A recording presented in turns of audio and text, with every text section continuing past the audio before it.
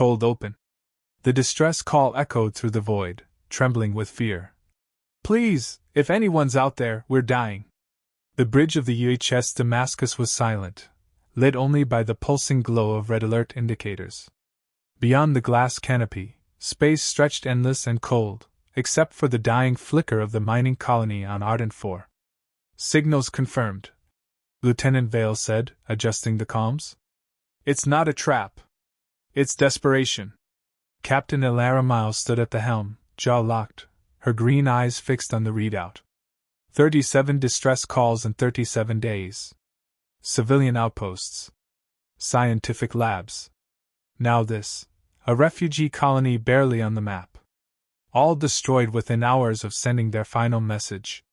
She didn't blink. Time since transmission? 6 hours. She turned to her crew. Prep drop teams. Full combat loadout. We go in quiet. Lieutenant Vale hesitated. Ma'am, protocol says we wait for fleet support.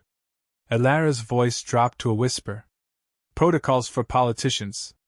This is a slaughter. No one questioned her again. The gunship Viper 1 sliced through the planet's upper atmosphere, hulls shivering with friction as it descended. Inside, armored soldiers sat in grim silence. No one spoke. They'd seen too many ghost towns. Too many twisted bodies. Too many places where help came too late. Elara sat with them, her armor matte black, the crimson insignia of Earth's defense accord emblazoned on her chest plate. A weapon was strapped to her back, but it was her stare that carried weight. She didn't command from afar. She entered the fire herself. As the ramp dropped, smoke rolled in. Ardent 4 was ash. Buildings smoldered. Machinery lay broken and scattered. Wind carried the stench of scorched flesh. But it was the silence that cut deepest. Corporal Hensley checked his HUD. Thermals picking up weak movement, southeast dome. Stack and move, Elara ordered. They advanced through wreckage and bone, until they reached a shattered biodome. The reinforced glass was splintered inward. Something had clawed through. Inside, huddled under the hydroponic rigs, were survivors. Children. Only 4 of them. Eyes hollow. Bodies trembling. One girl, barely 10, looked up as Elara knelt before her. Are they gone? The girl whispered. Elara didn't answer. Instead, she gently placed her hand on the girl's shoulder. You're safe now. But she knew it wasn't true. Back aboard the Damascus, med teams tended to the children while the bridge processed the footage. Every corridor echoed with a quiet rage. The kind that builds under too much loss. Too many unanswered cries. The colonists hadn't died in a firefight. They'd been hunted. Clawed open. Ripped apart. The children spoke of creatures, tall, eyeless, and silent. They came in the night. Not to conquer. But to consume. Still think we wait for orders? Elara asked, standing before her fleet superiors on holocom. General Hawthorne's hologram leaned forward, voice clipped. We don't have confirmation this was a targeted attack. It could be a native life form gone rogue. You are to stand by. Elara's fists clenched. They called for help. And we're debating paperwork. You are a captain, not an adjudicator, he snapped.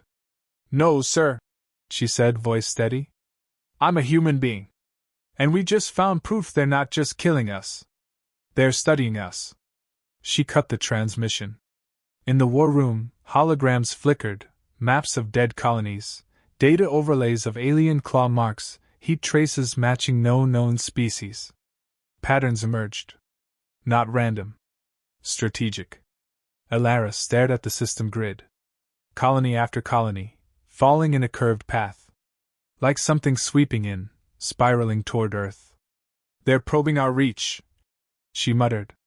Testing how fast we respond. Vale nodded slowly. And learning that we don't. She looked to her crew. We change that. Right now. Hours later, the Damascus emerged from FTL into the shadow of a cold red moon, Station Echo 17. A listening post. Silent for weeks. Until now. Elara led the breach team personally. The station was dark, airless. Blood smeared across the walls. But the bodies were missing. Biotraces, anyone? She whispered. Sergeant Lin tapped his visor. Nothing human. But something's still here. That's when the scream came. Sharp. Not human. And not far. Something moved in the shadows. Fast. Crawling along the walls, its form just out of reach. Eyes up! Elara shouted, weapon raised. A shape leapt from the ceiling, jet black, limbs like knives. Her rifle barked. Sparks flew. The thing shrieked and retreated into the vents. They didn't follow. Not yet. Instead, they reached the central core. There, in a containment chamber, was what it had left behind. A dissected human brain. Still pulsing with residual energy. Recording spikes glowed on a monitor. They weren't killing out of rage. They were learning. Back on the Damascus, Elara stood before her crew. Her voice wasn't raised, but it carried like thunder. This isn't war. Not yet. But it will be. They wanted to see how we'd react. Whether we'd hesitate. Whether we'd wait for orders while they butchered our people. She looked around the room, face lit by the red light of the alert status. They asked for help. And we will bring them hell. No one clapped. No cheers. Just steel in their spines. And fire in their eyes. Cold open. The child's voice trembled through the static, a recording recovered from the shattered dome. They don't speak. They just watch. And when you run, they wait. The HFY Damascus drifted on the edge of the cryo's rift, cloaked and silent. Beyond the hull, the nebula pulsed with electric storms, like a bleeding wound in space. Somewhere in that chaos, they traced a signal. Not a cry for help this time. A frequency buried in subspace, coded in human. Captain Elara Myles stared at the transmission. It played on loop, a low pulse of harmonics and data fragments. Vale leaned in beside her. It's not a beacon. It's a net. A lure. Then we follow it, Elara said. Ma'am, this could be bait. You're walking us into a trap. She looked at him. That's where they are. Where the next victims will be. We don't wait. We hit first. They jumped into the rift. The space warped, stars bent, sensors twisted. And then blackness. A dead zone. Until something filled their view. It wasn't a ship. It was architecture. A vast, biomechanical construct shaped like a spiral fortress, floating in the dark. Not built for war, built for harvesting. Inside, faint human biosigns flickered. Prisoners. The boarding party suited up. The walls inside were alive, slick with pulsing membranes, humming with a heartbeat not their own. Every step squelched.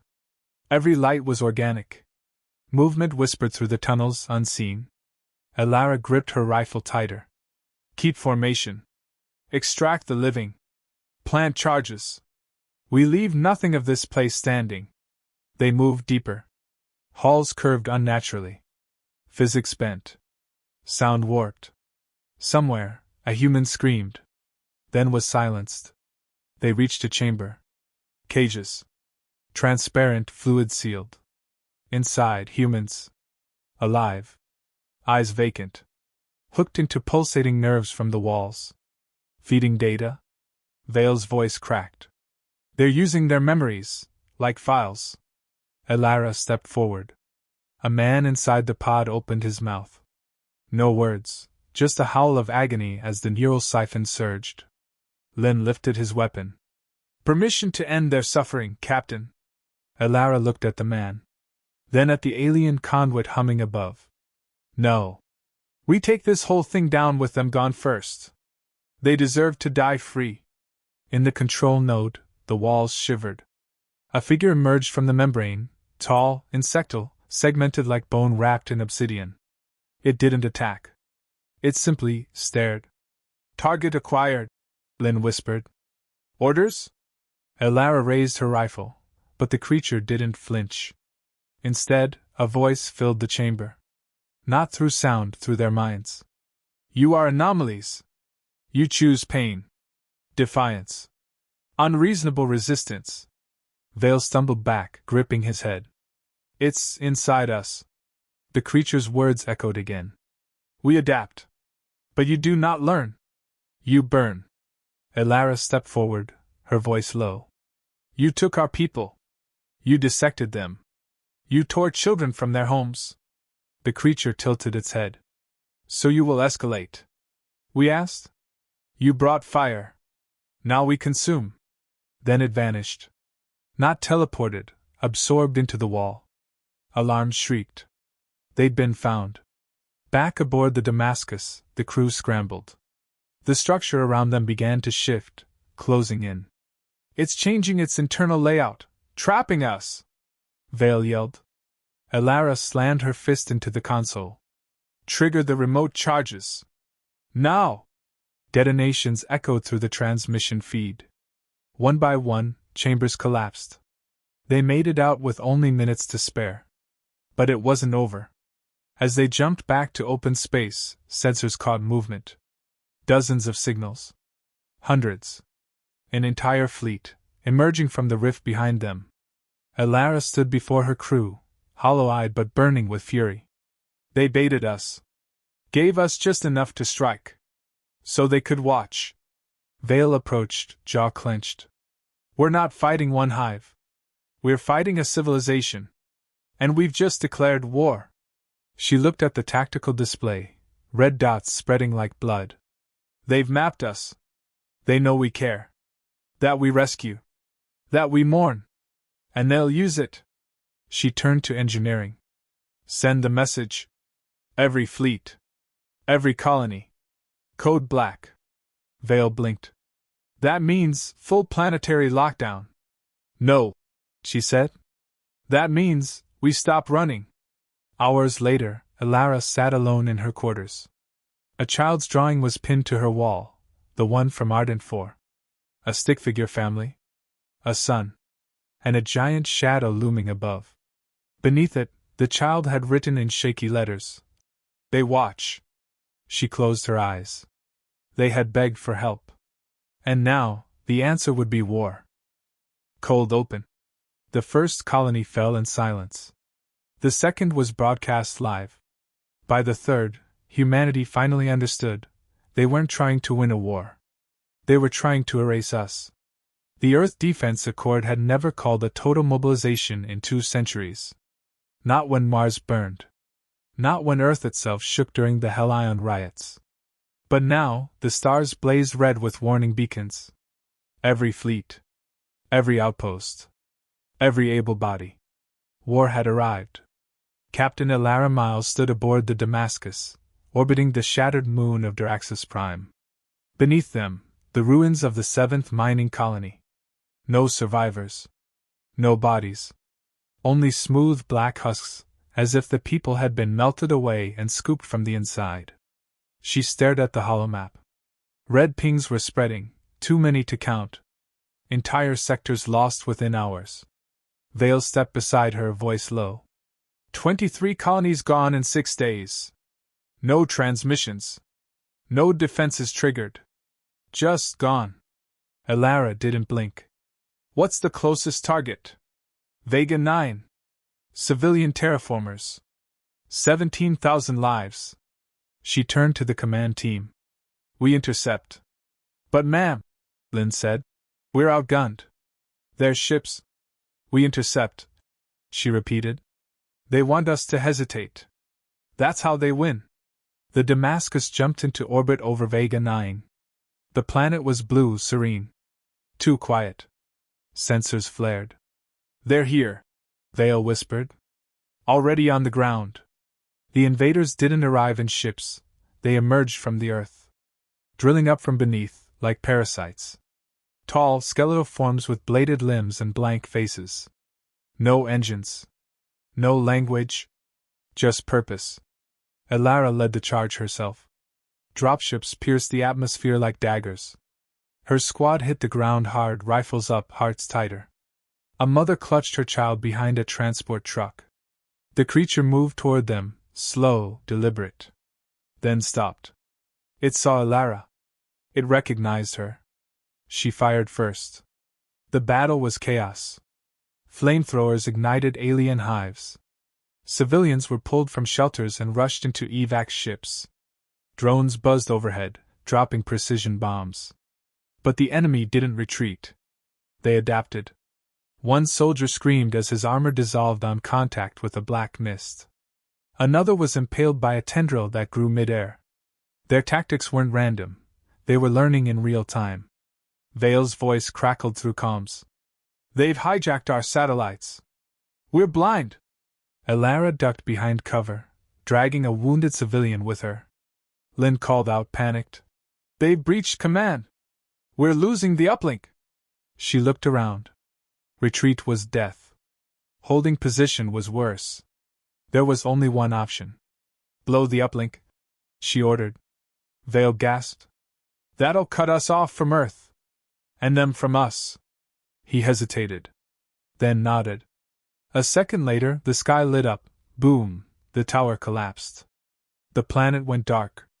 After hours of brutal street fighting, the aliens began to fall back. Not retreating, withdrawing. As if they'd taken what they needed. In the aftermath, Elara stood in the center of the burning city, surrounded by rubble and ash. Hundreds saved. Thousands lost. The cost was unbearable. But it wasn't over. Back on the Damascus, medical teams worked without rest. Elara stood outside the infirmary, hands shaking. Vale approached, a data tablet in hand. "Recovered this from their remains," he said. It showed a neural map, human brain scans, overlaid with alien patterns. "They weren't just learning how we fight," he said. "They're trying to become us." Elara's eyes darkened. "Mimicry?" "More. Infiltration. Replacement. They don't just want our world. They want our identity." She stared at the screen, jaw clenched. "Then we give them a memory they'll never copy." The next day, Earth's Council sent orders. "Do not engage again without full armada." Elara looked at the message, then deleted it. She walked into the war room. Every officer stood. "Humanity has spent decades preparing for the wrong war," she said. "We built walls, shields, diplomacy." She looked around, voice rising. "But now we face an enemy that doesn't want peace, doesn't negotiate, doesn't surrender. We've lost colonies, friends, families. But we have one thing they'll never understand." She drew her sidearm and laid it on the table. "Not as threat, but oath. We remember. And for every soul they erased, we light a fire they can't put out." Her crew stood in silence. Then one by one, placed their weapons beside hers. No speeches. No slogans. Just resolve. Later, Elara watched a broadcast from Vega 9.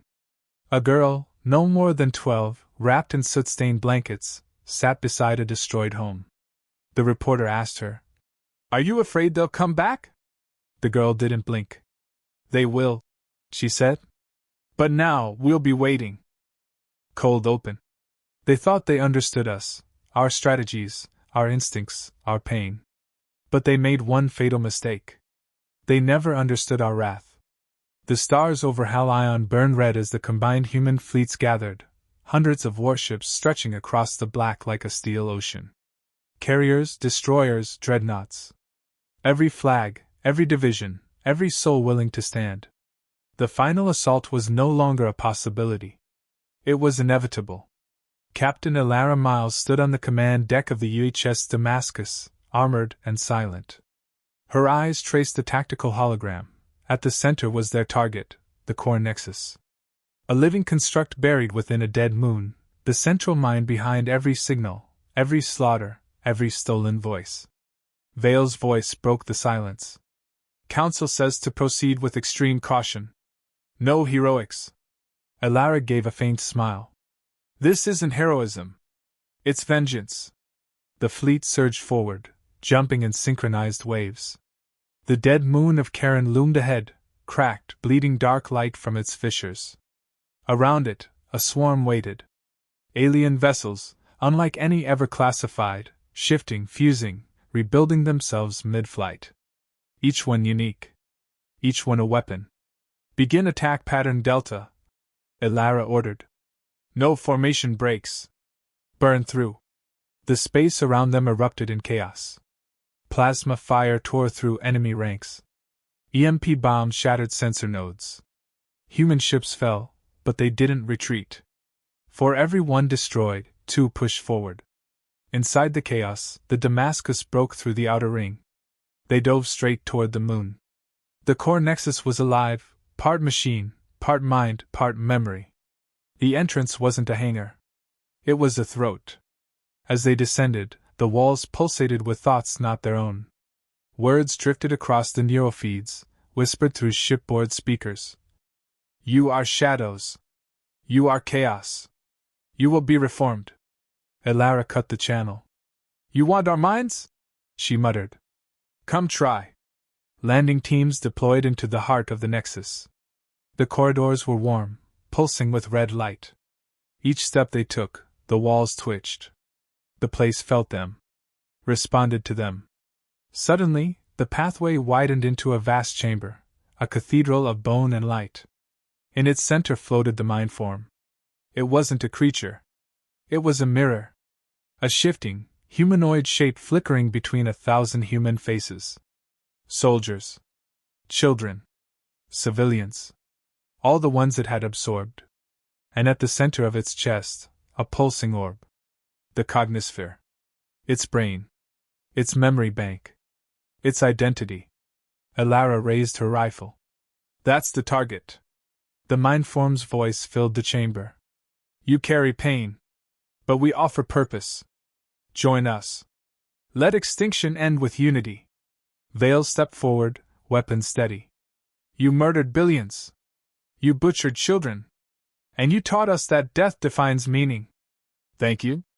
It moved, faster than thought. Shots rang out. A soldier screamed as the floor absorbed him whole. Another was flung across the room by a telekinetic blast. Elara charged. She ducked beneath a lashing limb, vaulted onto a platform, and unleashed a railgun burst directly into the cognisphere. The mindform howled, flickering into broken shards of human voices crying out at once. Vale joined her. We've got 60 seconds before this thing fully adapts. Lynn activated the charge. Plasma core armed. Once it cooks, this entire place goes with it. The mind form reassembled, angrier, faster, learning. It lunged toward Elara, claws slicing through the air. She barely rolled away, slamming into a wall with a crack. Blood filled her mouth. Bones screamed. But she stood. You wanted to understand us? She shouted. Then understand this, we never stop fighting. She drew her blade and sprinted. Not to escape. But to distract. Vale moved in from the side, planting the detonator into the cognisphere. The mindform shrieked. Lynn yelled. Go, go, go! They ran, dragging wounded, dodging collapsing biotunnels. The entire chamber began to convulse. The cognisphere throbbed with unstable light. Elara looked back once. And smiled. The Damascus watched from orbit as the moon ignited, first from within, then as a burst of impossible color. Not fire. Not explosion. Purging. A mind unraveling in real time. The alien ships spasmed. Then fell silent. Without command, without thought, they drifted into darkness. Across the sector, other vessels blinked out of existence, crashing, crumbling, dying. The hive had lost its queen. Back on Earth, the stars looked different. The red alerts were gone. Colonies began to rebuild. Survivors planted flags where ashes had fallen. Names of the lost were etched into metal and memory. At the Unity Memorial, Elara stood alone. Her left arm was gone, replaced by synth metal. Her face bore a scar that would never fade. But her eyes were steady. Vale approached. They say you should speak at the tribunal. Tell them how we won. She shook her head. We didn't win. We survived. He nodded. But that was always our strength. She looked to the sky. Let them study us. Let them mimic us. But they'll never be us. And in the silence that followed, humanity did what no enemy ever expected. We remembered. Final scene, closing shot. A new colony rises where Ardent 4 once stood. Children run beside the rebuilt dome. A mural shows a figure in black armor standing between fire and stars. Beneath it, 6 words are etched in steel. They asked for help. We answered. End of Chapter 4, Climax and Closure. Word count, 1,000 words. Would you like SEO title, description, tags, or cinematic images based on this story now?